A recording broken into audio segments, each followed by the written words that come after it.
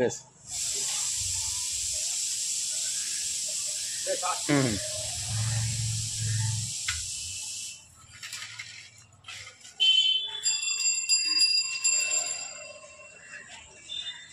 একদম ভালো তো না? আপনার ফটো আপনার কিছু নেবো না। হ্যাঁ, তখন আবার নিয়ে আসে তো। না না নেব না। ভালো করে ভরো। ওর চিন্তা নেই কাজে আপনার। এগুলো হাঁড়িতে হয় না? হুম,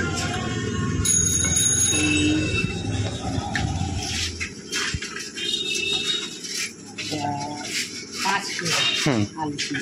আচ্ছা কে খাবে? 5। দাঁড়ান দাঁড়ান। একটু বেশি জানো। হ্যাঁ, ওয়েলকাম আমাদের চ্যানেল ফ্রেন্ড। আজকে আবার একটা ব্লগ এনেছি, সেটা হচ্ছে খেজুরের রস। শীত মানে খেজুরের রস, তাই এখন অবধি যারা খেজুরের রস খেয়েছেন তারা অবশ্যই কমেন্ট করবেন। তো আজকে আমি সিউড়িতে পেয়ে গেলাম খেজুরের রস, আর তাই আপনাদের সামনে তুলে ধরলাম এই হাঁড়িতে খেজুরের রস। তো একটা জিনিস তো পার্থক্য আছেই, আমরা সিউড়িতে যে খেজুরের রস খাই আর আপনারা অনেকেই যারা গ্রামে আছেন তারা যে খেজুরের রস খান সরাসরি, আকাশ জমিন একটা পার্থক্য আছে। তাই আজকের ব্লগটা যারা দেখছেন অবশ্যই কমেন্ট করবেন যে সিউড়িতে যারা খেজুরের রস কখনো খেয়েছেন আর একদম টাটকা গ্রামের যে খেজুরের রস খেয়েছেন, দুটোর মধ্যে কতটা পার্থক্য তারাই বুঝতে পারবেন।